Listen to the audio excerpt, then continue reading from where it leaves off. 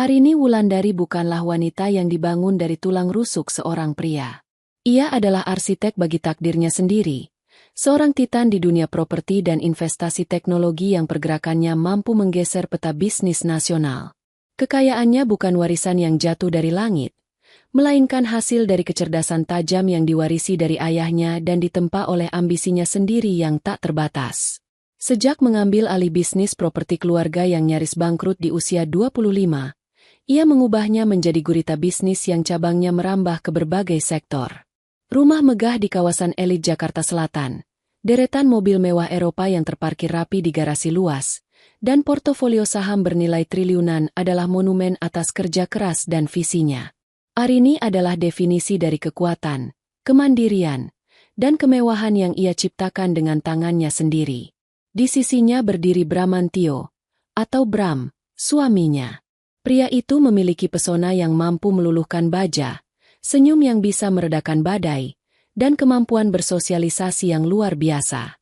Namun di balik citra publiknya yang sempurna, Bram adalah seorang pria dengan kapasitas profesional yang biasa-biasa saja. Ia menjabat sebagai manajer pemasaran di salah satu anak perusahaan milik Arini, sebuah posisi yang lebih merupakan hadiah pernikahan daripada pencapaian karir.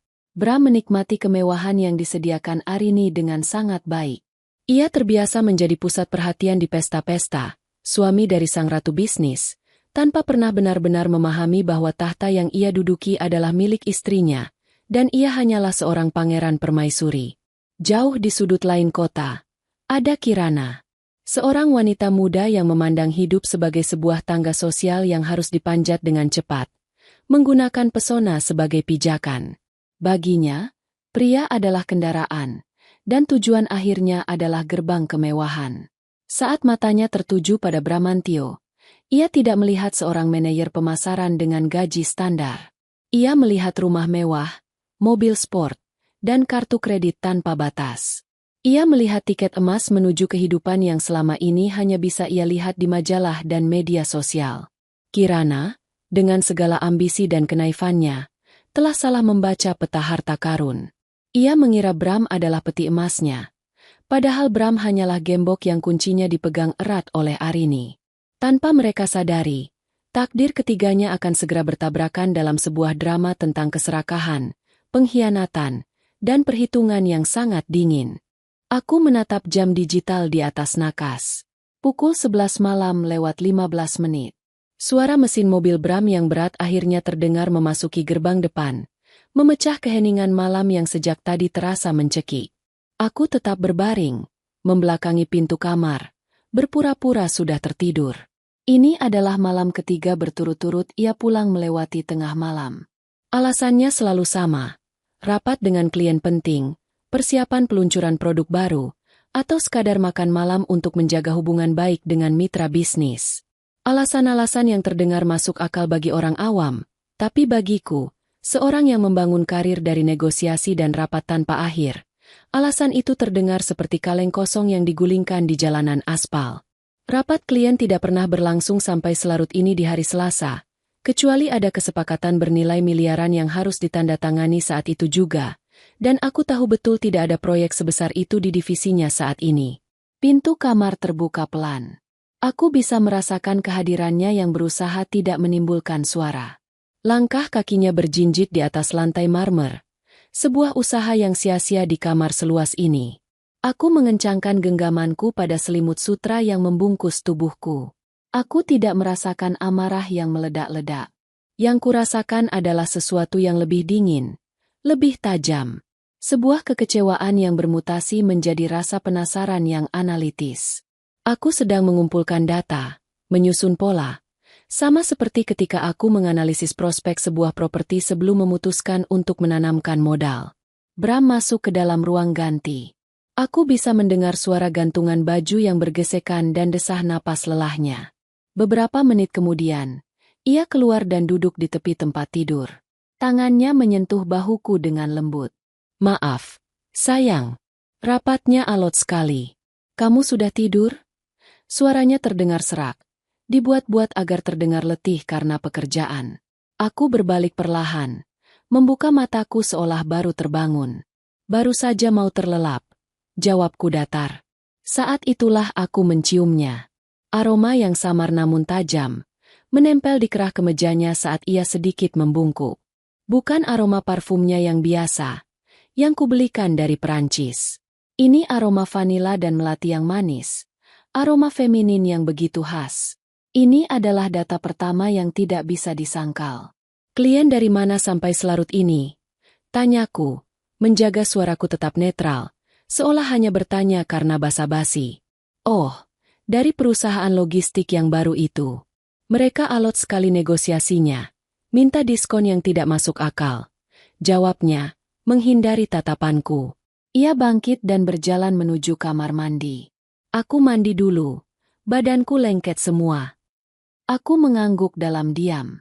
Perusahaan logistik itu, aku tahu manajer pengadaannya adalah Pak Tirtayasa, seorang pria parubaya yang tidak akan pernah memakai parfum beraroma vanila. Kebohongan Bram begitu tipis. Begitu transparan hingga terasa menghina kecerdasanku. Selama ini aku memberinya kepercayaan penuh, memberinya ruang untuk tumbuh, berharap ia bisa membangun harga dirinya sendiri tanpa terus-menerus berada di bawah bayang-bayangku. Namun tampaknya, ruang yang kuberikan ia gunakan untuk menggali lubang bagi pernikahan kami. Keesokan harinya, kecurigaanku semakin menguat. Saat sarapan, ponsel Bram yang tergeletak di meja bergetar. Sebuah notifikasi pesan muncul di layar kunci. Aku tidak bisa melihat isinya, hanya nama pengirim, Kirana. Nama yang asing. Refleks Bram lebih cepat dari kilat. Ia menyambar ponsel itu, wajahnya sedikit tegang, lalu tersenyum kaku ke arahku. Spam lagi. Operator ini makin sering mengirim promosi tidak jelas. Kilahnya sambil cepat-cepat memasukkan ponsel ke dalam saku celananya. Aku hanya tersenyum tipis sambil mengaduk teh pagiku. Benarkah? Seharusnya kamu blokir saja nomornya. Aku tahu itu bukan spam. Cara ia menyambar ponselnya adalah cara seorang pencuri yang takut ketahuan. Data kedua, kerahasiaan yang berlebihan. Retakan di dinding kaca pernikahan kami mulai terlihat jelas. Dan aku tahu aku harus mencari tahu seberapa dalam retakan itu. Kesempatan datang beberapa hari kemudian. Hari Sabtu sore, Bram pamit untuk bermain golf dengan teman-temannya. Sebuah kegiatan rutin yang tak pernah kucurigai sebelumnya. Namun sekarang, semua hal terasa seperti bagian dari sebuah sandiwara besar. Setelah ia pergi, aku masuk ke ruang kerjanya. Aku tidak punya niat untuk membobol komputernya. Tapi sebuah amplop dari bank tergeletak di atas mejanya, sedikit terbuka. Itu adalah laporan tagihan kartu kredit tambahan yang kupercayakan padanya. Tanganku terulur, menarik lembaran kertas di dalamnya. Jantungku tidak berdebar kencang. Aku merasa seperti seorang auditor yang sedang memeriksa pembukuan yang janggal. Mataku menelusuri daftar transaksi satu persatu. Restoran Italia di Plaza Senayan, untuk 2 orang, pada hari Selasa malam saat ia mengaku rapat alot dengan klien logistik. Toko perhiasan mewah di Pondok Indah Mall. Sebuah transaksi untuk kalung berlian seharga 80 juta rupiah pada minggu lalu. Aku tidak pernah menerima kalung itu. Kemudian serangkaian transaksi lain di kafe, bioskop, dan butik-butik yang tidak pernah kami kunjungi bersama. Di sana, di atas kertas putih dengan deretan angka dan nama-nama tempat, kebenarannya terpampang nyata dan dingin. Ini bukan lagi sekadar kecurigaan. Ini adalah bukti.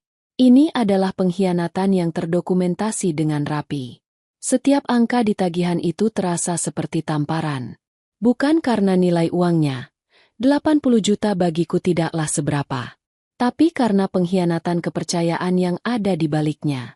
Ia menggunakan uangku, fasilitas yang kuberikan atas dasar cinta dan kepercayaan sebagai seorang istri, untuk membiayai perselingkuhannya. Aku meletakkan kembali laporan tagihan itu ke tempatnya semula, serapi mungkin. Aku berjalan ke jendela besar di ruang kerjanya, menatap taman hijau yang terawat sempurna di halaman belakang. Taman ini, rumah ini, semua kemewahan ini, adalah hasil kerja kerasku. Aku yang membangun surga ini. Dan suamiku, pria yang kuangkat derajatnya, telah membawa seekor ular masuk ke dalam surga milikku. Kemarahan yang tadinya dingin mulai menghangat, berubah menjadi bara. Tapi bukan bara yang membakar secara membabi buta. Ini adalah bara yang menempa baja. Baja ketetapan hati. Aku tidak akan menangis. Aku tidak akan histeris. Itu terlalu mudah ditebak. Itu akan memberikan kepuasan bagi mereka. Aku akan melakukan apa yang paling aku kuasai. Aku akan menyusun strategi. Aku akan melakukan perhitungan. Dan aku akan memastikan, saat aku membongkar semuanya, kerugian total akan berada di pihak mereka. Permainan ini baru saja dimulai, dan mereka tidak sadar. Mereka sedang bermain di kandang singa betina yang telah mereka bangunkan dari tidurnya. Rasa penasaran untuk melihat wajah di balik nama, Kirana, menjadi obsesi dinginku selama beberapa hari. Aku tidak perlu menjadi detektif swasta. Aku memiliki sumber daya dan jejak digital yang ditinggalkan Bram dengan cerobohnya. Nama toko perhiasan dari laporan kartu kredit adalah titik awalku. Aku bisa saja menelepon manajer toko yang kukenal dan meminta rekaman kamera keamanan. Tapi itu akan meninggalkan jejak. Aku memilih jalan yang lebih sunyi dan lebih pribadi. Aku hanya perlu menunggu. Orang yang baru saja mendapatkan perhiasan mahal biasanya tidak akan sanggup menahan diri untuk tidak memamerkannya. Media sosial adalah panggung bagi orang-orang seperti itu. Kesempatan emas datang pada hari Minggu malam. Bram sedang mandi. Dan laptopnya yang biasa ia bawa bekerja tergeletak di sofa ruang keluarga, masih menyala. Aku sedang membaca buku di seberang ruangan ketika sebuah notifikasi pesan dari aplikasi media sosial berwarna biru muncul di sudut kanan bawah layar. Nama pengirimnya terpampang jelas. Kirana sayang. Diikuti dengan pesan singkat. Sayang, kalungnya aku pakai tadi ke acara arisan. Semua temanku iri. Jantungku berdetak sedikit lebih cepat. Ini dia. Dengan tenang, aku meletakkan bukuku, berjalan mendekati laptop seolah hendak mengambil sesuatu. Tanganku bergerak cepat, mengklik notifikasi itu. Profil Kirana langsung terbuka di hadapanku. Wajahnya terpampang di foto profil. Cantik, dengan riasan tebal dan senyum yang dilatih dengan baik. Namun matanya, ada kilat keserakahan yang tidak bisa ditutupi oleh lensa kontak berwarna coklat terangnya. Aku mulai menggulir lini masanya. Itu bukan sebuah galeri kehidupan pribadi, melainkan sebuah katalog kemewahan. Foto-foto makanan di restoran mahal yang lokasinya sama persis dengan yang tertera di tagihan kartu kredit Bram. Foto dirinya memegang gelas anggur dengan latar belakang pemandangan kota dari sebuah bar di puncak gedung pencakar langit. Lalu aku melihatnya. Sebuah foto selfie yang diambil dari jarak dekat, menyorot lehernya. Di sana, melingkar dengan angkuh, kalung berlian seharga 80 juta rupiah. Caption fotonya, dihadiahi karena menjadi gadis yang baik. Katanya ini baru permulaan. Aku tertawa kecil, tawa tanpa suara yang terasa getir. Gadis baik? Ironis sekali. Aku terus menggulir ke bawah, semakin jauh ke masa lalunya. Polanya terlihat begitu jelas. Sebelum Bram, ada foto-fotonya bersama pria lain yang tampak lebih tua, selalu di tempat-tempat mewah. Lalu foto-foto itu hilang, digantikan dengan caption-caption galau selama beberapa minggu, sebelum akhirnya foto-foto bersama Bram mulai muncul. Wanita ini bukan pemain baru. Ia seorang pemburu profesional yang berpindah dari satu mangsa ke mangsa lainnya. Rasa sakit di hatiku karena pengkhianatan Bram mulai bercampur dengan perasaan lain. Rasa jijik. Jijik pada wanita ini. Dan jijik pada suamiku yang begitu mudahnya jatuh ke dalam perangkap yang begitu standar dan transparan. Lalu, mataku terpaku pada sebuah foto yang diunggah 3 hari yang lalu. Foto itu membuat darahku serasa berhenti mengalir sejenak, sebelum kembali bergejolak dengan kekuatan penuh. Itu adalah foto Kirana yang sedang berpose genit di depan sebuah mobil. Bukan sembarang mobil. Itu adalah McLaren 720S milikku. Mobil super berwarna oranye terang yang kubeli dengan bonus pertamaku saat perusahaanku berhasil menembus pasar internasional. Itu adalah trofi pribadiku, simbol dari kerja kerasku. Bram memang sesekali memakainya, tapi ia tahu betul mobil itu adalah milikku, terdaftar atas namaku. Kirana bersandar di kap mesin. Satu tangannya membelai logo McLaren. Senyumnya penuh kemenangan. Dan caption di bawah foto itu adalah paku terakhir di peti mati kesabaranku. Mulai membiasakan diri dengan mobil baruku. Sebentar lagi resmi jadi milikku. Upgrade kehidupan masa depan cerah. Saat itu juga, semua kepingan teka-teki menyatu. Wanita ini tidak hanya menginginkan suamiku. Ia tidak hanya menginginkan perhiasan dan makan malam mewah. Ia mengincar semuanya. Rumah ini, mobil ini, gaya hidup ini. Ia, dengan otaknya yang dangkal, benar-benar percaya bahwa semua kemegahan ini adalah milik Bramantio, seorang manajer pemasaran yang ia pikir adalah seorang pangeran kaya raya. Ia tidak tahu bahwa ia hanya mengencani seorang pesuruh yang dipercaya memegang kunci istana untuk sementara waktu. Sebuah seringai dingin terukir di bibirku. Rasa sakit hati telah sepenuhnya menguap, digantikan oleh sesuatu yang jauh lebih kuat, sebuah tujuan. Aku merasa seperti seorang CEO yang baru saja menemukan ada manajer junior yang mencoba melakukan pengambil alihan perusahaan secara diam-diam dengan bantuan orang luar yang bodoh. Ini bukan lagi drama rumah tangga. Ini adalah tantangan. Sebuah penghinaan terhadap kecerdasanku, kerajaanku, dan semua yang telah kubangun. Aku menutup laptop dengan pelan, tanpa suara. Aku berjalan kembali ke tempat dudukku dan mengambil bukuku. Tapi pikiranku sudah tidak lagi di sana. Pikiranku sudah berada di ruang rapat, di meja negosiasi, di medan perang. Mereka menginginkan sebuah permainan? Baiklah, aku akan memberikannya. Tapi aku yang akan menetapkan aturannya. Rencanaku mulai terbentuk di kepala, bukan sebagai skema balas dendam yang emosional, melainkan sebagai strategi bisnis yang dingin dan diperhitungkan. Langkah pertama, pengumpulan bukti. Aku akan menyalin semua data dari laptop Bram, semua percakapan, dan mengumpulkan semua bukti transaksi. Aku akan melakukannya dengan presisi seorang akuntan forensik. Langkah kedua, pengacara. Aku tidak akan menyewa pengacara perceraian biasa yang mengurusi pertengkaran emosional. Aku akan menelepon Prasetyo, pengacara korporat utamaku. Pria yang membantuku mengakuisisi 3 perusahaan tahun lalu. Aku akan membingkai kasus ini bukan sebagai perceraian, tapi sebagai pembagian aset dan perlindungan kekayaan dari upaya penipuan. Prasetyo akan menyukainya. Ia hidup untuk pertempuran seperti ini. Langkah ketiga, dan ini yang terpenting, sandiwara. Aku akan memainkan peranku dengan sempurna.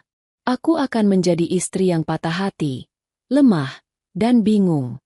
Aku akan membiarkan mereka, Bram dan Kirana, merasa di atas angin. Aku akan membiarkan kesombongan dan keserakahan mereka tumbuh tanpa kendali. Karena semakin tinggi mereka terbang dengan sayap hayalan mereka, semakin keras mereka akan jatuh menghantam tanah kenyataan yang akan kusajikan nanti. Aku melirik ke arah pintu kamar mandi tempat Bram berada. Pria itu akan keluar dengan perasaan puas setelah bertukar pesan mesra dengan selingkuhannya. Ia tidak tahu bahwa istrinya, wanita yang selama ini ia anggap sebagai sumber kemapanan yang pasif, baru saja mendeklarasikan perang tanpa suara. Ia tidak tahu bahwa nasibnya, dan nasib wanita simpanannya, sudah kuletakkan di atas papan catur. Dan aku adalah sang ratu yang bisa bergerak ke segala arah, siap untuk melakukan skakmat pada saat yang paling tidak mereka duga. Ya, silakan ambil suamiku, Kirana. Kamu akan segera belajar pelajaran yang sangat berharga. Jangan pernah mencoba merampok sebuah bank ketika kamu salah mengira brankas utamanya. Kamu hanya akan berakhir dengan tangan hampa, dipermalukan di depan semua orang. Dan aku akan menjadi penonton di barisan terdepan, menikmati setiap detiknya. Aku membiarkan keheningan yang tegang menggantung di udara selama sisa hari Sabtu. Aku sengaja menciptakan jarak, bergerak di dalam rumah kami yang luas seperti hantu, hanya berbicara jika diperlukan dengan jawaban satu kata. Bram, yang tampaknya tidak menyadari badai yang sedang kutahan di dalam diriku, bersikap seperti biasa. Ia menceritakan dengan antusias tentang permainan golfnya, tentang pukulan bagus yang berhasil ia lakukan, tentang lelucon yang dilontarkan teman-temannya. Aku hanya mengangguk dan tersenyum tipis, sebuah senyuman yang tidak pernah mencapai mataku. Di dalam kepalaku, aku sedang memutar ulang foto Kirana yang bersandar di mobilku, dan setiap tawa Bram terdengar seperti gema kebohongan. Panggung untuk konfrontasi kuatur pada hari Minggu pagi. Waktu yang biasanya kami habiskan untuk bersantai bersama, membaca koran di teras belakang sambil menikmati kopi. Ironi adalah bumbu yang sempurna untuk memulai sebuah drama. Aku menunggunya selesai dengan ritual paginya. Ketika ia duduk di seberangku di meja makan, tampak segar dan rileks, aku tahu waktunya telah tiba. Aku tidak langsung menyerang. Aku memulai dengan tenang, meletakkan cangkir tehku dengan gerakan yang terukur. Bram, panggilku. Suaraku sengaja kubuat sedikit bergetar. Ada yang ingin kutanyakan padamu. Ia mengangkat alis, sedikit terkejut dengan nada seriusku. Tentu, sayang. Ada apa? Aku bangkit, berjalan ke ruang kerja sebentar, dan kembali dengan amplop laporan kartu kredit di tanganku. Aku tidak membantingnya ke meja. Aku meletakkannya dengan pelan di depannya, di samping piring rotinya. Tolong jelaskan ini padaku, kataku lirih, menunjuk ke transaksi di toko perhiasan. Wajah Bram langsung berubah. Ketenangan yang tadi terpancar lenyap seketika, digantikan oleh kepanikan yang berusaha keras ia sembunyikan. Ia melirik lembaran kertas itu, lalu menatapku dengan mata yang sedikit melebar. Ini hanya hadiah untuk klien. Untuk menjaga hubungan baik. Kamu tahu sendiri kan bagaimana dunia pemasaran. Kebohongan yang sudah basi. Aku menggelengkan kepala pelan, membiarkan sebulir air mata yang sudah kusiapkan di pelupuk mataku jatuh. Aktingku harus sempurna. Klien yang bernama Kirana? Tanyaku. Suaraku kini terdengar parau. Klien yang kamu belikan kalung berlian dan kamu ajak makan malam romantis di hari kamu bilang sedang rapat alot. Wajahnya pucat pasi. Ia tertangkap basah, dan ia tahu itu. Tahap pertama, penyangkalan, telah gagal total. Kini ia beralih ke taktik kedua yang sudah kuduga, menyalahkan korban. Arini, dengarkan aku dulu. Ia memulai. Nadanya berubah dari defensif menjadi frustrasi. Coba kamu lihat diri kamu sendiri. Kapan terakhir kali kita benar-benar bicara? Kapan terakhir kali kamu punya waktu untukku? Kamu selalu sibuk. Rapat, perjalanan bisnis, laporan, perusahaanmu. Aku merasa seperti tinggal dengan rekan kerja, bukan istri. Aku kesepian. Arini. Aku mendengarkan setiap kata-katanya, dan di dalam diriku, bara api itu semakin panas. Kesepian? Pria ini hidup dalam kemewahan yang kubangun dari keringat dan air mataku. Menikmati semua fasilitas terbaik, dan ia berani menggunakan kata kesepian sebagai tameng untuk perselingkuhannya. Aku ingin sekali tertawa di depan wajahnya, memberitahunya bahwa kesibukanku adalah apa yang membayar tagihan kartu kredit yang ia gunakan untuk bersenang-senang dengan wanita lain. Tapi aku menahannya. Aku membiarkan bahuku merosot, wajahku menunduk, memainkan peran sebagai istri yang bersalah dan hancur. Jadi ini semua salahku. Bisikku, membiarkan suaraku pecah. Melihat reaksiku yang tampak lemah, Bram merasa mendapatkan angin. Ia melihat ini sebagai kesempatannya untuk mengambil alih kendali. Ia bangkit dari kursinya, berjalan mondar-mandir dengan gaya seorang pria yang sedang mengambil keputusan sulit. Bukan begitu maksudku, tapi ya mungkin kita sudah tidak sejalan lagi, katanya. Kini dengan nada yang lebih percaya diri. Aku sudah tidak bahagia. Arini. Dan aku menemukan kebahagiaan itu dengan orang lain.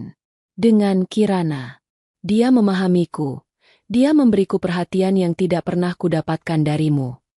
Lalu apa maumu?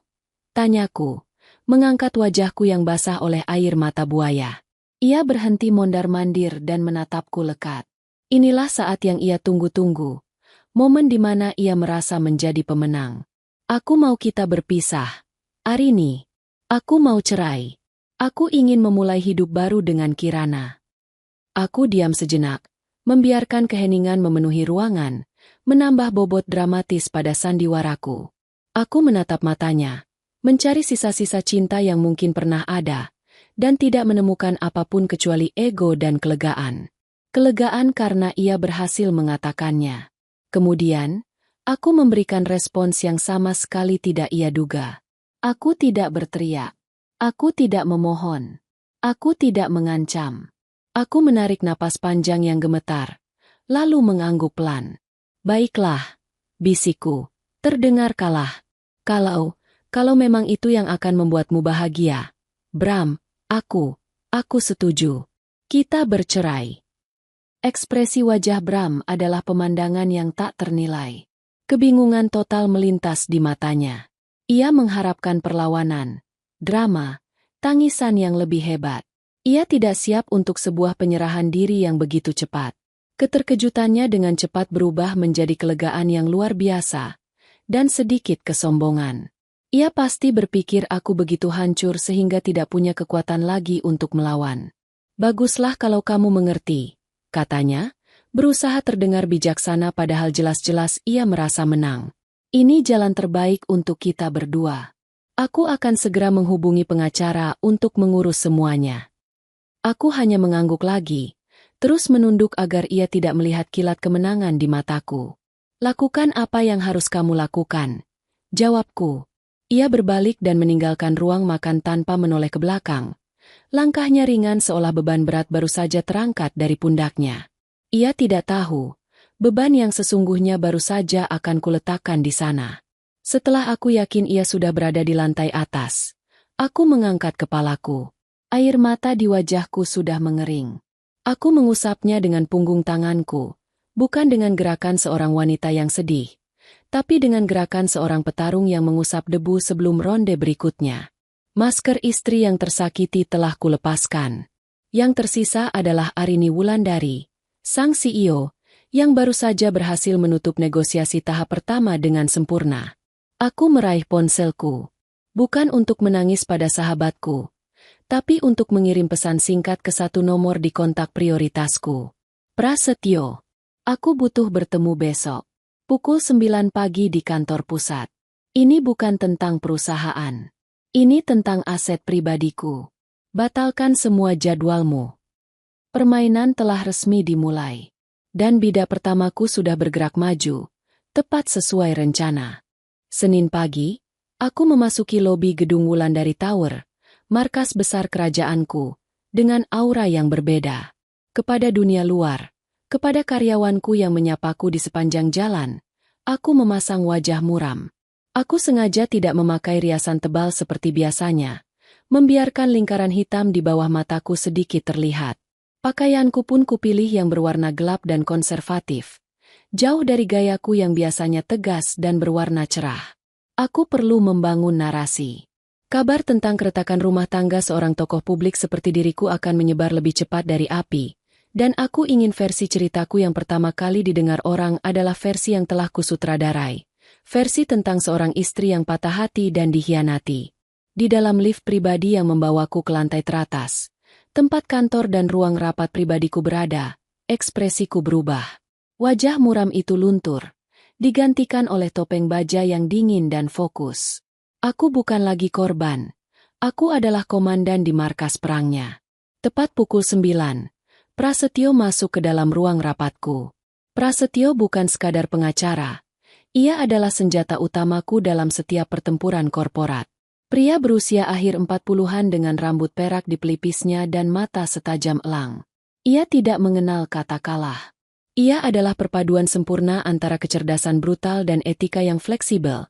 Loyalitasnya hanya pada kemenangan dan tentu saja, pada bayaran mahal yang kuberikan padanya.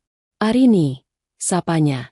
Nadanya seperti biasa, tajam dan efisien. Ia duduk di seberangku di meja mahoni raksasa itu. Pesanmu terdengar mendesak. Masalah aset pribadi? Apa ada yang mencoba menuntutmu? Aku tersenyum tipis. Sebuah senyuman tanpa kehangatan. Lebih dari itu, Pras. Aku akan bercerai. Prasetyo mengangkat alisnya. Ini di luar spesialisasinya. Cerai? Arini, aku tidak mengurusi pembagian piring dan lemari. Ada ratusan pengacara perceraian yang lebih baik di kota ini. Aku tidak butuh pengacara perceraian, jawabku, mendorong sebuah map tebal berwarna hitam ke seberang meja. Aku butuh algojoku. Buka map itu. Dengan ekspresi penasaran, ia membuka map itu. Di dalamnya, Semua bukti tersusun rapi dengan label yang jelas. Bagian pertama, salinan perjanjian pranikah kami, yang dengan tegas menyatakan bahwa semua aset yang kumiliki sebelum menikah dan semua keuntungan yang dihasilkan dari aset tersebut selama pernikahan adalah milikku sepenuhnya. Bagian kedua, laporan keuangan pribadiku dan perusahaan selama 5 tahun terakhir, menunjukkan sumber dari setiap rupiah yang kami nikmati. Bagian ketiga, salinan tagihan kartu kredit Bram, dengan stabilo berwarna kuning di setiap transaksi mencurigakan. Bagian keempat, cetakan profil media sosial Kirana, termasuk foto kalung berlian dan posenya di depan mobil McLarenku, lengkap dengan caption serakahnya. Prasetyo membaca setiap lembar dengan saksama. Wajahnya yang semula datar perlahan-lahan berubah. Sudut bibirnya mulai tertarik ke atas, membentuk seringai yang dingin dan buas. Itu adalah ekspresi yang kulihat saat ia menemukan celah untuk menghancurkan lawan dalam sebuah akuisisi yang sengit. Jadi, katanya setelah selesai membaca, matanya berbinar penuh antisipasi. Suamimu, yang hidup sepenuhnya dari fasilitasmu, berselingkuh dengan seorang wanita yang mengira dirinya lah sumber uangnya. Dan sekarang mereka ingin menuntutmu untuk mendapatkan harta yang mereka pikir adalah milik suamimu. Begitu. Tepat, jawabku. Bram sudah meminta cerai. Dia merasa berada di atas angin karena aku. Setuju, dengan begitu mudah. Aku memainkan peran sebagai istri yang hancur. Prasetyo tertawa kecil. Suara tawanya serak dan penuh makna. Cantik sekali. Sebuah jebakan madu yang dibalik. Mereka pikir mereka pemburu, padahal mereka adalah mangsa yang sedang digiring ke dalam kandang. Apa yang kamu inginkan dariku, Arini? Aku ingin kamu yang menangani ini dari sisi hukum, kataku, mencondongkan tubuhku ke depan. Aku mau kamu yang berkorespondensi dengan pengacara mereka nanti. Aku ingin kamu melindungi setiap asetku hingga sen terakhir. Dan yang terpenting, aku ingin penghinaan total di ruang sidang. Aku tidak mau sekadar menang, Pras. Aku mau mereka dihancurkan dengan fakta, dengan angka, dengan kenyataan yang telak di depan hakim. Aku tidak mau ada mediasi atau negosiasi di belakang layar, lanjutku. Biarkan mereka mengajukan tuntutan setinggi langit. Biarkan mereka bermimpi tentang rumah, mobil, dan tunjangan miliaran. Jangan sanggah apapun. Cukup catat, dan kita balas semuanya di hari haji. Prasetyo mengangguk-angguk. Matanya tidak lepas dari dokumen di hadapannya. Strategi bumi hangus. Aku suka itu. Pengacara mereka pasti akan menasihati Bram untuk menuntut setengah dari harta Gonogini. Mereka akan berasumsi bahwa semua yang didapat selama pernikahan adalah milik bersama. Mereka akan buta terhadap kekuatan perjanjian pranikah kita dan bukti kepemilikan asetmu yang tak terbantahkan. Itulah yang aku mau, tegasku. Aku mau keserakahan mereka menjadi senjata yang akan menghancurkan mereka sendiri. Biarkan mereka membangun istana pasir setinggi mungkin, agar aku bisa menikmati pemandangan saat ombak kenyataan datang dan menyapunya hingga tak bersisa. Anggap saja sudah beres, kata Prasetyo, menutup map itu. Mulai sekarang, kamu jangan berkomunikasi langsung dengan Bram tentang masalah ini. Jika dia bertanya, katakan saja, pengacaraku sedang mengurusnya. Teruslah bermain sebagai korban. Semakin lemah kamu terlihat, semakin besar kepercayaan diri mereka, dan semakin ceroboh langkah mereka. Pertemuan kami berakhir 1 jam kemudian. Aku merasa beban di pundakku terangkat, bukan karena masalahnya selesai, tapi karena mesin perangku telah dinyalakan dan diarahkan ke target yang tepat. Saat aku berjalan keluar dari ruang rapat, sekretarisku menatapku dengan cemas. Ibu baik-baik saja? Wajah ibu pucat sekali. Katanya. Aku memberinya senyum lemah. Hanya sedikit tidak enak badan. Rina, mungkin aku akan pulang lebih awal hari ini. Aku sengaja berjalan melewati area kerja utama, membiarkan beberapa manajer melihat kondisiku yang menyedihkan. Biarkan kabar menyebar. Biarkan Bram mendengar dari orang lain bahwa aku hancur lebur. Sementara di dalam mobil dalam perjalanan pulang, aku membuka laptopku, bukan untuk memeriksa laporan perusahaan, tapi untuk melihat-lihat brosur mobil mewah terbaru. Mungkin sebuah Bentley Continental Gigaton. Warna biru tua. Sebagai hadiah perayaan di akhir drama ini nanti. Sebuah trofi baru untuk menandai kemenanganku. Air mata buaya sudah kuteteskan. Kini saatnya merencanakan pesta kemenangan yang paling megah. 2 minggu berlalu dalam keheningan yang menyesakkan. Aku dan Bram hidup di bawah atap yang sama tetapi di dunia yang berbeda. Kami hanya berpapasan di lorong atau di meja makan, bertukar sapa singkat yang kaku dan tanpa emosi. Aku terus memainkan peranku dengan sempurna. Wajahku selalu tampak murung, nafsu makanku kubuat seolah menurun, dan aku menghabiskan lebih banyak waktu mengurung diri di perpustakaan pribadi, berpura-pura membaca padahal pikiranku sibuk menyusun strategi. Bram, di sisi lain, tampak semakin percaya diri. Ia pasti menganggap diamku sebagai tanda keputusasaan dan kehancuran, sebuah validasi bahwa keputusannya untuk meninggalkanku adalah benar. Aku membiarkannya menikmati ilusi kemenangan itu. Semakin tinggi ia terbang, semakin memuaskan jatuhnya nanti. Kabar yang kutunggu-tunggu akhirnya datang pada suatu Selasa sore. Ponselku bergetar, menampilkan nama Prasetyo di layar. Aku sedang berada di taman belakang, mengamati tukang kebun memangkas mawar-mawarku. Aku memberi isyarat padanya untuk berhenti sejenak, lalu menjawab panggilan itu. "Selamat sore, Arini," sapa Prasetyo. Suaranya terdengar geli, seolah sedang menahan tawa. "Aku baru saja menerima surat cinta dari pengacara Tuan Bramantio. Aku pikir kamu perlu mendengar isinya. Ini lebih baik dari komedi." Aku tersenyum. "Aku siap mendengarkan, Pras. Hibur aku." "Baiklah, bersiaplah," katanya. Pertama, mereka menuntut kepemilikan penuh atas rumah utama di Pondok Indah, dengan alasan itu adalah kediaman bersama, yang menjadi haknya setelah perceraian. Aku mendengus pelan. Rumah yang kubeli lunas 2 tahun sebelum aku bahkan bertemu Bram. "Lanjutkan." "Kedua," lanjut Prasetyo, "mereka menuntut 2 unit mobil. 1 unit McLaren 720S dan 1 unit Mercedes S-Class seri terbaru. Alasannya, mobil-mobil tersebut adalah kendaraan yang biasa digunakan oleh Tuan Bramantio untuk menunjang status dan pekerjaannya." Kali ini aku tidak bisa menahan tawa kecil. Tentu saja mobil itu yang diminta. Permintaan yang begitu spesifik ini jelas berbau parfum vanila dan melati milik Kirana. Aku bisa membayangkan wanita itu berbisik di telinga Bram, mendiktekan daftar belanjaannya. "Ada lagi?" tanyaku. Rasa geli mengalahkan segalanya. "Tentu saja. Ini bagian favoritku," kata Prasetyo. "Mereka menuntut tunjangan perceraian, gabungan dari nafkah iddah dan mut'ah, sebesar 10 miliar rupiah tunai." Aku terdiam sejenak, bukan karena terkejut oleh jumlahnya, tapi oleh tingkat ketidakmasukakalan yang luar biasa. 10 miliar. Angka yang fantastis, yang mungkin mereka pikir adalah uang receh bagiku. Mereka menuntut bayaran untuk sebuah pengkhianatan. Alasan mereka untuk angka itu apa? Tanyaku, benar-benar penasaran dengan logika di baliknya. Menurut surat mereka, sebagai kompensasi atas tekanan mental yang dialami Tuan Bramantio karena ketidakharmonisan rumah tangga yang disebabkan oleh kesibukan istri, dan juga sebagai modal untuk memulai hidup baru yang layak, Prasetyo membacakan kutipan itu dengan nada mengejek. "Luar biasa.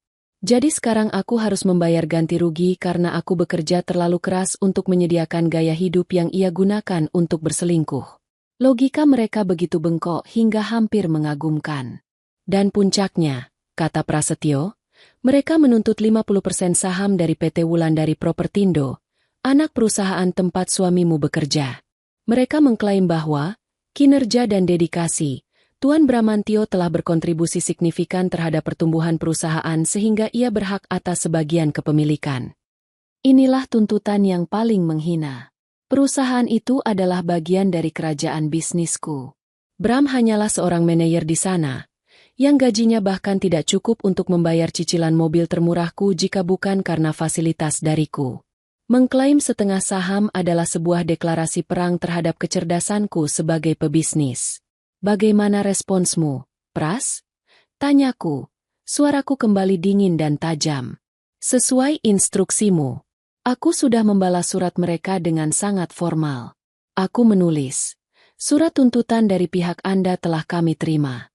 Semua poin yang diajukan akan menjadi bahan pertimbangan dan akan kami tanggapi secara resmi dalam proses persidangan di pengadilan. Tidak ada penolakan. Tidak ada negosiasi. Aku membiarkan mereka menggantung dalam angan-angan mereka. Sempurna, kataku. Biarkan mereka merayakan kemenangan prematur mereka. Biarkan mereka mulai merencanakan akan diapakan uang 10 miliar itu. Biarkan Kirana mulai memilih warna cat untuk kamar tidur utama di rumahku. Aku menutup telepon setelah beberapa menit membahas langkah selanjutnya. Aku menatap mawar-mawar di hadapanku. Dulu, aku dan Bram sering menghabiskan waktu di sini. Ia pernah berkata bahwa aku seperti mawar ini, cantik dan kuat, tapi berduri. Dulu aku menganggapnya pujian. Sekarang aku sadar, ia hanya melihat keindahannya tanpa pernah berani atau mampu memahami duri yang melindunginya. Duri itulah yang akan ia rasakan sekarang. Aku membayangkan wajah Bram dan Kirana saat pengacara mereka membacakan balasan dari Prasetyo. Mereka pasti merasa di atas angin. Mereka pasti berpikir aku dan pengacaraku sedang panik, mencari cara untuk memenuhi tuntutan gila mereka. Mereka tidak tahu bahwa kami tidak sedang panik. Kami sedang menyiapkan panggung untuk sebuah pertunjukan. Sebuah pertunjukan tentang keserakahan yang bertemu dengan kenyataan. Malam itu, Bram pulang dengan senyum tipis di wajahnya. Senyum seorang pria yang merasa telah memenangkan lotre. Ia bahkan menyapaku dengan lebih ramah dari biasanya. Bagaimana harimu? Tanyanya saat kami berpapasan di ruang tengah. Baik, jawabku singkat. Baguslah, katanya. Lalu berlalu begitu saja. Aku tahu arti senyum itu. Ia sudah menerima kabar dari pengacaranya bahwa pihakku tidak menolak tuntutan mereka. Ia pikir aku sudah menyerah. Ia pikir aku akan membayar berapapun untuk mengakhiri ini semua dengan tenang. Oh, betapa salahnya dia. Aku memang akan mengakhiri ini. Tapi tidak dengan tenang. Aku akan mengakhirinya dengan sebuah ledakan yang akan mengguncang dunia kecilnya hingga ke fondasinya. Tuntutan mereka bukan lagi sebuah surat hukum bagiku. Itu adalah undangan resmi untuk mempermalukan mereka. Dan aku dengan senang hati menerimanya. Setelah menerima daftar tuntutan mereka, aku tahu aku tidak bisa lagi berdiam diri dan hanya menunggu hari persidangan. Kata-kata harus didukung oleh tindakan. Jika aku akan membuktikan bahwa semua kemewahan ini adalah milikku, maka aku harus mulai menunjukkannya. Sudah waktunya untuk menarik kembali fasilitas yang selama ini kupercayakan padanya. Sudah waktunya untuk mengosongkan panggung dari properti-properti milikku yang selama ini mereka gunakan dalam sandiwara mereka. Langkah pertamaku adalah yang paling sunyi namun paling efektif. Memotong aliran dana. Rabu pagi, dari kantor pribadiku, aku menelepon manajer hubunganku di Bank Prioritas. Selamat pagi, Pak David. Ini Arini Wulandari. Sapaku dengan nada bisnis yang biasa kugunakan. Pagi, Bu Arini. Ada yang bisa saya bantu? Jawabnya ramah. Ya. Saya minta semua kartu kredit tambahan yang diterbitkan di bawah akun utama saya diblokir efektif saat ini juga. Tanpa kecuali. Perintahku. Suaraku tenang dan tidak memberikan ruang untuk pertanyaan. Terdengar jeda sejenak di seberang sana. Baik, Bu. Atas nama Tuan Bramantio. Benar. Benar. Dan juga, tolong pindahkan 95% saldo dari rekening rumah tangga bersama ke rekening pribadiku yang terpisah. Sisakan saldo secukupnya untuk pembayaran tagihan otomatis bulan ini. Setelah itu, ubah status rekening itu menjadi rekening pribadi atasku saja. Baik, Bu Arini. Semua akan kami proses segera. Perintah kami terima. Jawab Pak David. Profesional seperti biasa. Ia sudah cukup lama bekerja denganku untuk tahu bahwa jika aku memberi perintah seperti ini, alasannya pasti kuat dan tidak perlu dipertanyakan. Satu panggilan telepon. 5 menit. Dan dengan itu, napas finansial Bram telah kuputuskan. Aku membayangkan momen canggung ketika ia mencoba mentraktir Kirana makan malam di restoran mahal dan mendapati kartunya ditolak. Sebuah kepuasan kecil yang jahat menjalari diriku. Langkah kedua adalah mengambil kembali properti fisikku yang paling ikonik. Properti yang menjadi pusat fantasi Kirana. Siang itu juga, aku memanggil kepala tim keamanan dan logistikku, seorang mantan perwira militer bernama Pak Hardi. Pak Hardi, kataku ketika ia berdiri tegap di depan mejaku. Saya ada tugas untuk Anda. Saya mau mobil McLaren dan Mercedes S-Class yang ada di garasi rumah saya dipindahkan ke garasi VVIP di basement gedung ini. Lakukan hari ini, saat rumah sedang sepi. Siap, laksanakan, Bu. Jawabnya tanpa bertanya. Perlu alasan untuk staf di rumah. Aku berpikir sejenak. Katakan saja kedua mobil itu akan masuk bengkel resmi untuk servis besar dan pembaruan sistem. Mungkin akan memakan waktu beberapa minggu. Pastikan kuncinya juga Anda amankan. Mengerti, Bu. Sore itu, saat aku sedang dalam rapat, Pak Hardi mengirim pesan singkat. Tugas selesai. Aset sudah diamankan di basement. Aku tersenyum. Dua properti utama dalam drama mereka telah kutarik dari panggung. Kepanikan Bram tidak butuh waktu lama untuk meledak. Malam itu, sekitar pukul 8, ponselku berdering tanpa henti. Nama Bram tertera di layar. Aku membiarkannya berdering beberapa kali sebelum menjawab dengan nada datar. Halo. Arini. Apa-apaan ini? Teriaknya dari seberang. Suaranya penuh amarah dan kepanikan. Aku bisa mendengar suara klakson mobil di latar belakang. Ia pasti sedang di jalan. Kenapa semua kartu kreditku tidak bisa dipakai? Aku baru saja dipermalukan di restoran. Dan di mana mobil-mobil? Garasi kosong. Aku menjauhkan ponsel dari telingaku sejenak untuk melindungi pendengaranku dari teriakannya. Lalu aku menjawab dengan suara yang paling tenang dan paling dingin yang bisa kukerahkan. Suara yang biasa kugunakan untuk mengintimidasi direksi perusahaan lawan. Bram, kataku, memotong kepanikannya. Seperti yang mungkin sudah disampaikan oleh pengacaramu, kita sedang dalam proses perceraian. Sesuai dengan nasihat hukum dari pengacaraku, semua aset yang berpotensi menjadi objek sengketa harus dibekukan dan diamankan untuk keperluan penilaian di pengadilan. Ini adalah prosedur standar. Prosedur standar apa? Kamu memblokir semuanya. Aku tidak bisa melakukan apa-apa. Raungnya. Itu tidak benar. Rekening gajimu dari perusahaan masih berfungsi dengan baik, bukan? Tanyaku dengan manis yang beracun. Gunakan saja itu. Bukankah kamu ingin mandiri dan memulai hidup baru? Anggap saja ini sebagai awalannya. Terdengar hening sejenak. Ia pasti sadar betapa kecil gajinya jika dibandingkan dengan gaya hidup yang biasa ia jalani. Dan soal mobil, lanjutku sebelum ia bisa protes lagi. Aset-aset bernilai tinggi itu juga harus diamankan.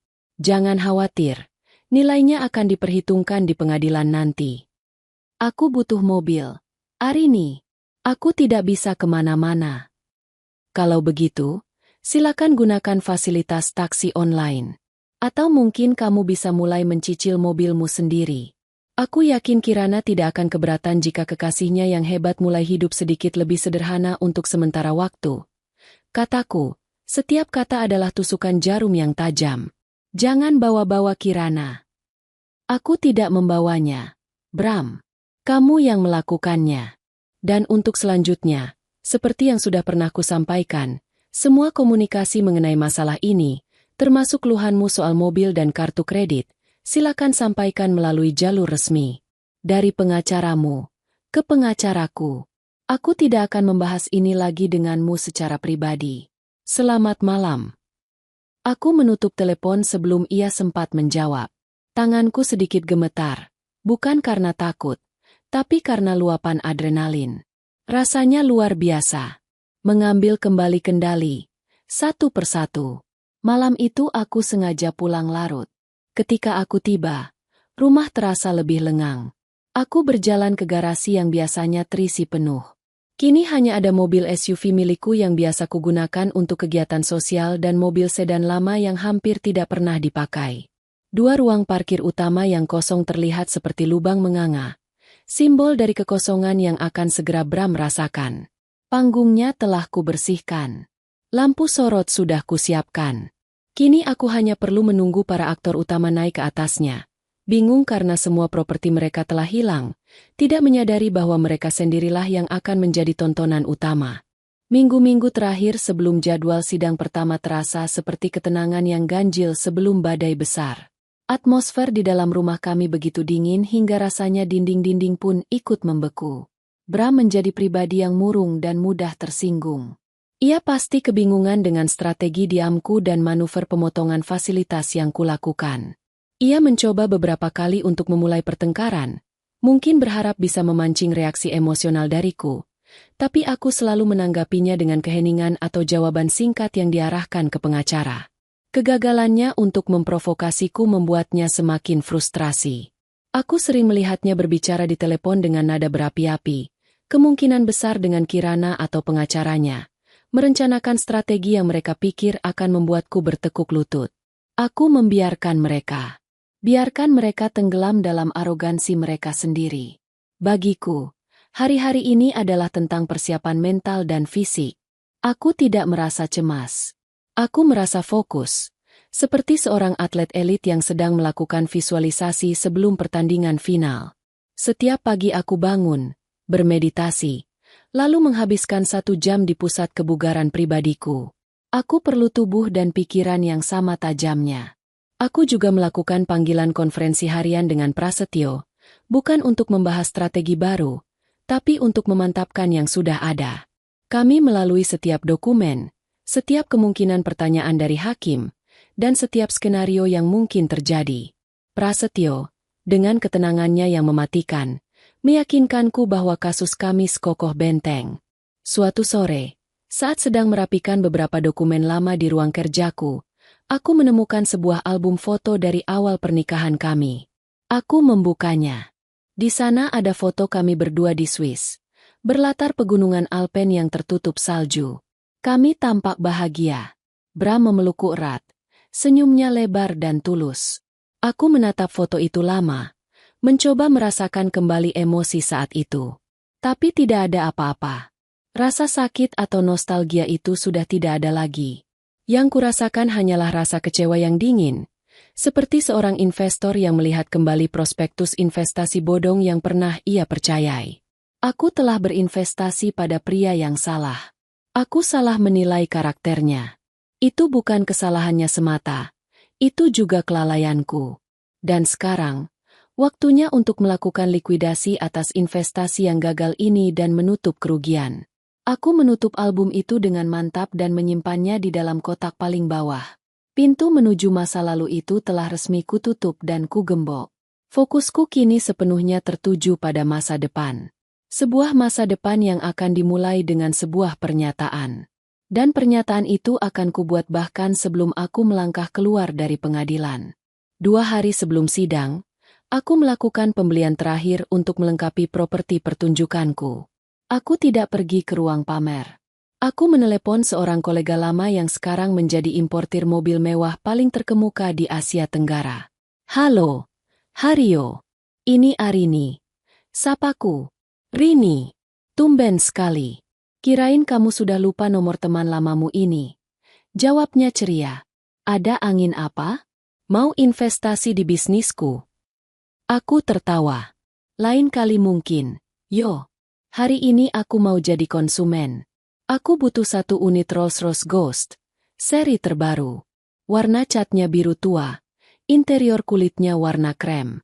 Spesifikasi tertinggi. Ada stok? Hening sejenak. Untuk seorang Arini Wulandari, stok selalu ada. Jawabnya, nadanya berubah profesional. Kamu serius? Aku bisa siapkan unitnya dalam 2 hari. Aku serius, tegasku. Aku akan transfer pembayarannya penuh 1 jam dari sekarang. Tapi aku punya 1 permintaan khusus untuk pengirimannya. Sebutkan saja. Aku mau mobil itu diantar tepat ke depan lobi Pengadilan Agama Jakarta Selatan, lusa, pukul 11 pagi. Lengkap dengan sopir berseragam yang akan menungguku. Bisa diatur. Hario tertawa terbahak-bahak. Aku tidak akan tanya untuk drama apa mobil ini, Rini. Tapi pengaturannya akan sempurna. Anggap saja beres. Sopir terbaikku akan menunggumu seolah kamu adalah Ratu Inggris. Bagus. Terima kasih, Hario. Setelah menutup telepon, aku merasakan gelombang kekuatan yang luar biasa. Ini bukan tentang membeli mobil mahal. Ini tentang membeli sebuah simbol.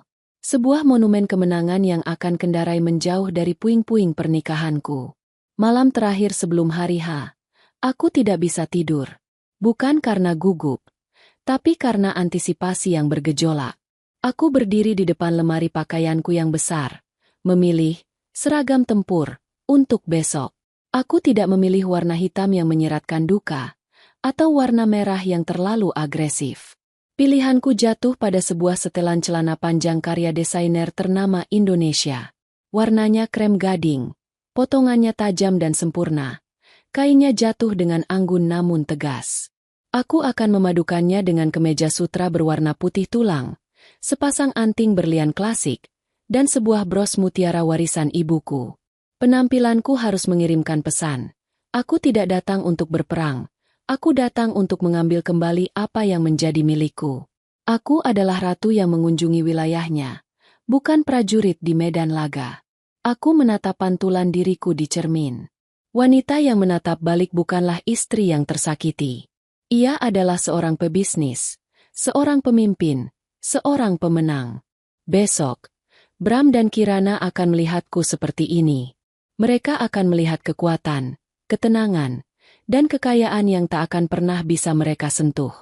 Mereka akan datang ke pengadilan untuk menuntut harta. Mereka tidak sadar, harta yang sesungguhnya adalah kekuatan yang ada di dalam diriku, kekuatan yang telah mereka bangunkan dengan pengkhianatan mereka. Dan besok, aku akan menunjukkan pada mereka betapa miskinnya mereka sebenarnya. Pertunjukan akan segera dimulai. Udara di Pengadilan Agama Jakarta Selatan terasa pengap dan tegang. Aku tiba tepat pukul 9 pagi, diantar oleh sopir pribadiku dengan mobil sedan biasa. Aku sengaja tidak mau menarik perhatian saat datang. Aku berjalan memasuki gedung yang ramai itu didampingi oleh Prasetyo. Langkah kami tenang dan terukur. Aku mengenakan setelan krem gadingku, berjalan tegak, dagu terangkat, mataku menatap lurus ke depan, mengabaikan tatapan penasaran dari orang-orang di sekitar.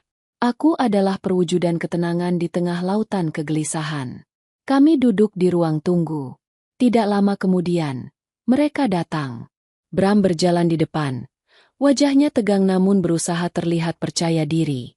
Di belakangnya, melangkah dengan angkuh seolah ini adalah karpet merah, adalah Kirana. Wanita itu benar-benar datang.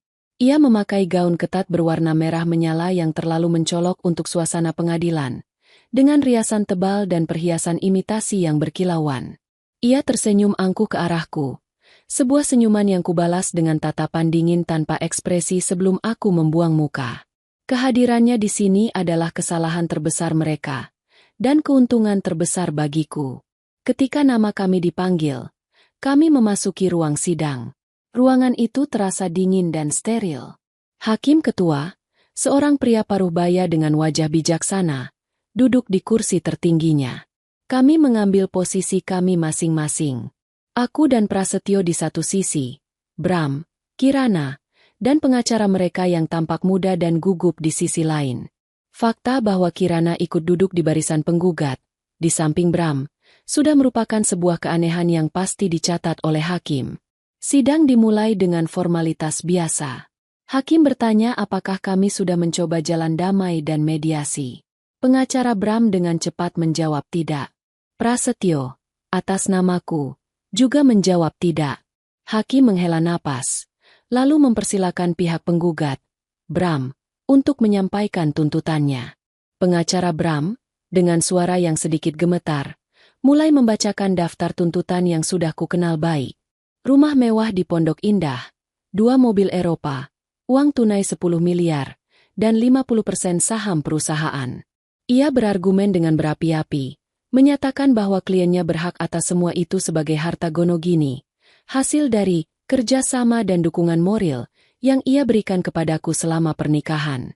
Kirana menatapku dengan tatapan penuh kemenangan selama pembacaan itu. Setelah pengacara itu selesai, hakim menoleh ke arah kami.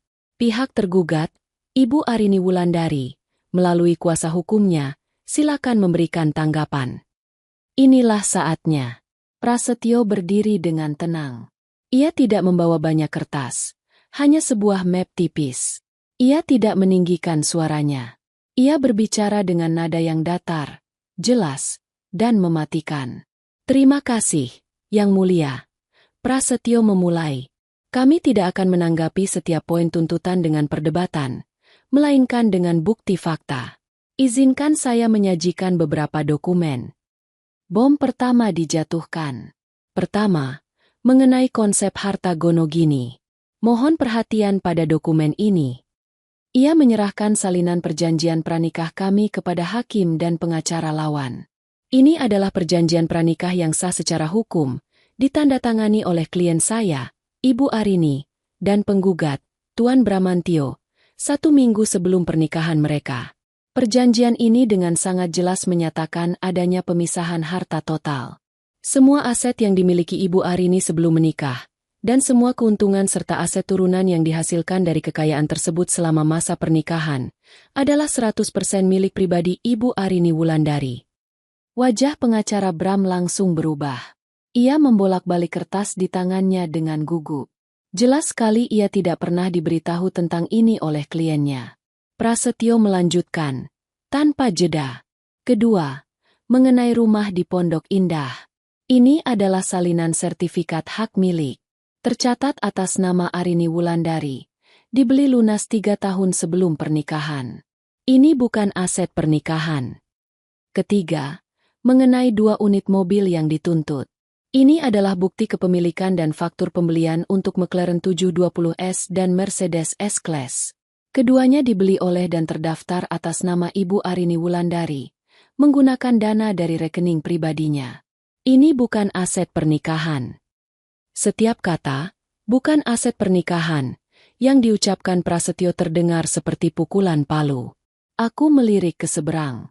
Senyum di wajah Kirana sudah sepenuhnya lenyap, digantikan oleh ekspresi kebingungan. Bram menunduk, tidak berani menatap siapapun.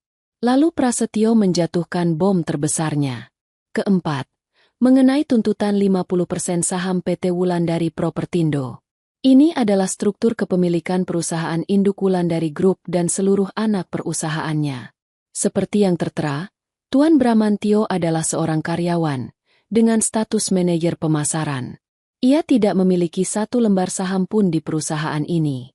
Untuk melengkapi, ini adalah slip gaji dan rincian bonus Tuan Bramantio selama 2 tahun terakhir. Prasetyo menyerahkan dokumen terakhir. Dokumen itu menunjukkan gaji Bram, angka yang layak untuk seorang manajer, tapi sangat jauh dari cukup untuk mendanai gaya hidup mewah yang ia nikmati. Itu adalah angka yang memalukan jika dibandingkan dengan tuntutan 10 miliarnya. Jadi, Yang Mulia, Prasetyo menyimpulkan, suaranya bergema di ruangan yang sunyi senyap. Tuntutan dari pihak penggugat tidak memiliki dasar hukum apapun. Sebaliknya, klien saya justru mengalami kerugian finansial akibat pengeluaran dari kartu kredit tambahan yang disalahgunakan oleh Tuan Bramantio untuk kepentingan pribadi di luar pernikahan, yang buktinya juga telah kami lampirkan. Keheningan total menyelimuti ruang sidang. Pengacara Bram tampak seperti orang tersesat. Bram sendiri pucat seperti mayat. Tapi reaksi terbaik datang dari Kirana. Wajahnya merah padam karena amarah dan malu. Matanya yang tadi menatapku dengan angkuh kini menatap Bram dengan tatapan penuh kebencian dan penghinaan. Ia pasti baru saja menyadari bahwa pangeran kaya raya yang ia kejar ternyata hanyalah seorang pesuruh yang menyamar. Mimpinya hancur berkeping-keping di depan mata semua orang. Hakim ketua melihat tumpukan bukti yang disajikan Prasetyo, lalu menatap pihak Bram dengan pandangan tidak percaya. Melihat bukti-bukti awal ini, kata hakim dengan suara tegas, tuntutan yang diajukan oleh pihak penggugat tampak sangat tidak berdasar dan mengada-ada. Tok, palu diketuk 1 kali. Sidang ditunda dan akan dilanjutkan 2 minggu lagi untuk mendengarkan tanggapan pihak penggugat atas bukti yang ada. Hakim berdiri dan meninggalkan ruangan. Pertunjukan selesai. Aku tetap duduk sejenak, merasakan getaran kemenangan yang manis mengalir di seluruh tubuhku. Aku telah menang. Bukan hanya secara hukum, Tapi secara mutlak, aku telah membongkar kebohongan mereka, melucuti kesombongan mereka, dan mempermalukan mereka di panggung termegah. Aku bangkit dengan anggun, merapikan setelanku, dan berjalan keluar ruangan tanpa menoleh ke belakang, meninggalkan mereka di tengah puing-puing keserakahan mereka. Aku berjalan keluar dari ruang sidang dengan langkah yang mantap dan tidak tergesa-gesa. Prasetyo berjalan di sampingku. Wajahnya menunjukkan kepuasan profesional yang terkendali. Aku tidak perlu menoleh ke belakang untuk tahu kekacauan apa yang kutinggalkan. Udara di belakangku terasa berat oleh keheningan yang terkejut dan aroma kekalahan yang pekat. Saat kami mencapai lobi utama pengadilan yang ramai, aku mendengar suara-suara yang mulai meninggi dari arah belakang. Pembohong. Kamu bilang kamu kaya. Kamu bilang semua itu milikmu. Suara melengking Kirana memecah kesunyian, penuh dengan amarah dan racun. Kamu sudah membuang-buang waktuku selama berbulan-bulan. Kamu tidak punya apa-apa. Kamu pecundang. Aku berhenti melangkah, bukan untuk ikut campur, tapi karena pertunjukan ini terlalu bagus untuk dilewatkan. Aku berbalik sedikit, menyandarkan tubuhku ke sebuah pilar marmer, melipat tanganku di dada, dan menonton. Bram dan Kirana berdiri tidak jauh dari pintu keluar, menjadi pusat perhatian yang tidak diinginkan. Wajah Bram merah padam karena malu dan marah, sementara Kirana tampak seperti binatang buas yang terluka, siap menerkam siapa saja. Kirana, diam. Jangan di sini, desis Bram, mencoba menarik lengan Kirana. Tapi wanita itu menepisnya dengan kasar. Jangan sentuh aku. Jadi ini, setelah semua yang aku korbankan, aku hanya akan mendapatkan seorang manajer pemasaran dengan setumpuk utang? Aku seharusnya tahu dari awal. Pria sepertimu tidak mungkin bisa memiliki semua itu. Cerca Kirana, tanpa peduli pada puluhan pasang mata yang menatap mereka dengan penasaran dan cemoh. Pengacara Bram yang malang mencoba menengahi. Tapi ia didorong begitu saja oleh Kirana. Drama mereka begitu mentah, begitu menyedihkan. Inilah wajah asli mereka saat topengnya dilucuti paksa. Bukan cinta yang kulihat, tapi transaksi yang gagal total. Setelah merasa cukup menikmati pemandangan itu, aku memutuskan inilah waktunya untuk memberikan kata penutup. Aku berjalan mendekati mereka dengan pelan. Kehadiranku membuat pertengkaran mereka berhenti sejenak. Keduanya menatapku, Bram dengan tatapan putus asa, Kirana dengan kebencian yang murni. Aku menatap lurus ke mata Kirana, sebuah senyum tipis dan dingin tersungging di bibirku. Kamu tahu, kataku dengan suara tenang yang memotong keributan. Untuk kali ini saja, aku setuju denganmu. Dia memang pembohong. Lalu aku memalingkan wajahku pada Bram, yang tampak semakin menyusut di bawah tatapanku. Dan kamu, lanjutku, akhirnya mendapatkan apa yang pantas kamu dapatkan. Aku kembali menatap mereka berdua, sepasang manusia yang hancur karena keserakahan mereka sendiri. Inilah momen yang telah kurancang, pukulan terakhir yang akan mengakhiri segalanya. Silakan, kataku, suaraku terdengar di seluruh lobi yang kini senyap. Ambil saja suamiku. Ambil saja semua, hartanya. Aku membuat gerakan kutip di udara saat mengucapkan kata, harta. Memastikan semua orang mengerti ironinya. Aku menatap Bram dari ujung kepala sampai ujung kaki dengan tatapan merendahkan. Aku sudah tidak butuh ampasnya.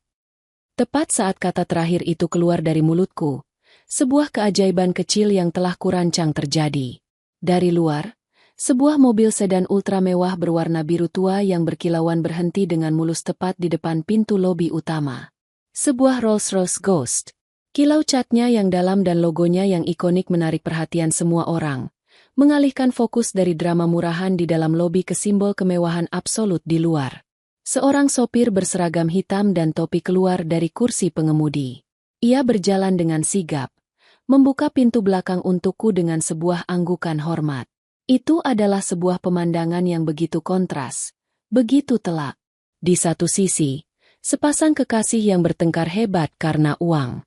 Di sisi lain, seorang ratu yang dijemput oleh kereta kencananya. Aku berjalan melewati Bram dan Kirana yang membeku di tempat. Mulut mereka sedikit terbuka karena takjub dan tidak percaya. Langkahku anggun, tidak terpengaruh oleh drama mereka. Sebelum aku masuk ke dalam mobil, aku berhenti sejenak di ambang pintu. Aku menoleh ke belakang, menatap wajah Kirana yang pucat pasi untuk terakhir kalinya. "Oh, dan satu lagi," kataku dengan nada manis yang dibuat-buat.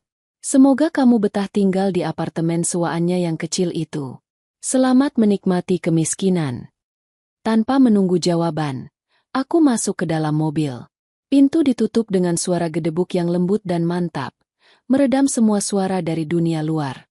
Di dalam kepompong kemewahan yang sunyi ini, aku menyandarkan punggungku ke kursi kulit berwarna krem yang lembut. Mobil mulai melaju dengan senyap, menjauh dari gedung pengadilan. Aku tidak menoleh ke belakang. Aku tidak perlu. Aku bisa membayangkan dengan jelas pemandangan yang kutinggalkan. Bram dan Kirana, ditinggalkan di trotoar, dipermalukan, hancur, dan yang paling penting, miskin. Mereka adalah puing-puing dari masa laluku. Parade kemenanganku mungkin singkat, tapi dampaknya akan mereka rasakan seumur hidup mereka. Aku menatap ke depan, ke jalanan Jakarta yang ramai. Senyum kemenangan yang tulus dan puas akhirnya terukir di wajahku. Babak baru dalam hidupku baru saja dimulai, dan aku mengawalinya dengan gaya yang paling spektakuler. 1 tahun telah berlalu sejak hari itu di pengadilan. Proses perceraianku selesai dengan cepat setelah sidang pertama yang menghancurkan itu. Pihak Bram, tanpa dasar hukum dan tanpa uang untuk membayar pengacara lebih lanjut, menyetujui semua persyaratan yang kuajukan melalui prasetyo.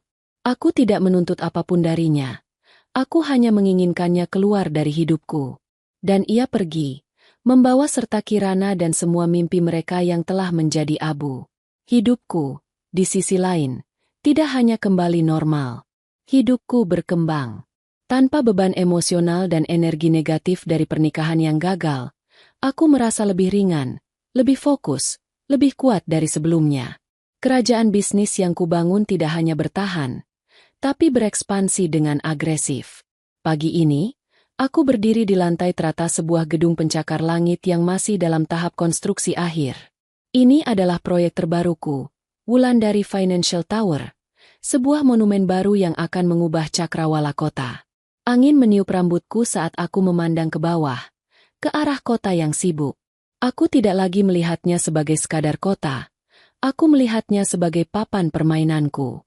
Semua sesuai jadwal, Bu Arini, kata kepala proyekku, berdiri beberapa langkah di belakangku. Struktur utama sudah selesai. Sekarang kita fokus pada interior dan fasad. 6 bulan lagi, gedung ini akan siap diresmikan. Kerja bagus, Pak Budi, jawabku, berbalik menghadapnya. Pastikan kita menggunakan material terbaik. Aku tidak mau ada kompromi soal kualitas. Aku tidak lagi hanya seorang pebisnis. Aku adalah seorang pembangun. Aku menciptakan lapangan kerja. Aku membentuk lanskap kota. Aku meninggalkan warisan. Kekuatan yang kurasakan bukan lagi hanya tentang uang atau aset, tapi tentang dampak nyata yang bisa kubuat. Sore harinya, aku tidak langsung pulang. Aku menyuruh sopirku untuk membawaku ke sebuah galeri seni di Kemang. Aku telah menjadi donatur tetap di beberapa galeri lokal. Sebuah cara untuk menyalurkan sebagian kekayaanku kembali ke komunitas seni yang kusukai. Aku berjalan sendirian di antara lukisan dan patung, menikmati keheningan dan keindahan. Aku menemukan kedamaian dalam hal-hal ini. Kebebasan untuk pergi kemanapun aku mau, melakukan apapun yang kusuka, tanpa perlu memberi penjelasan atau meminta izin pada siapapun. Rumahku pun telah berubah. Aku merombak total beberapa ruangan, termasuk kamar tidur utama dan ruang kerja Bram. Semua jejaknya telah kuhapus, digantikan dengan gayaku yang lebih minimalis dan modern. Rumah itu kini terasa 100% milikku, sebuah tempat perlindungan yang tenang dan elegan, bukan lagi panggung untuk sebuah pernikahan sandiwara. Tentu saja, aku terkadang masih memikirkan mereka. Bukan dengan amarah atau dendam, tapi dengan rasa ingin tahu yang dingin dan detached, seperti seorang ilmuwan yang mengamati spesimen di bawah mikroskop. Beberapa bulan yang lalu, seorang teman memberitahuku bahwa ia melihat Bram bekerja sebagai agen penjualan di sebuah pameran mobil kelas menengah. Ia tampak jauh lebih tua dan lelah. Kabar lain menyebutkan Kirana telah meninggalkannya beberapa bulan setelah perceraian. Mungkin setelah menyadari bahwa Bram benar-benar tidak akan pernah bisa memberinya gaya hidup yang ia dambakan. Dan sore ini, takdir menyajikan sebuah epilog yang tidak terduga. Saat Rolls-Royceku berhenti di persimpangan lampu merah yang padat di kawasan Grogol, mataku tanpa sengaja menangkap pemandangan di trotoar.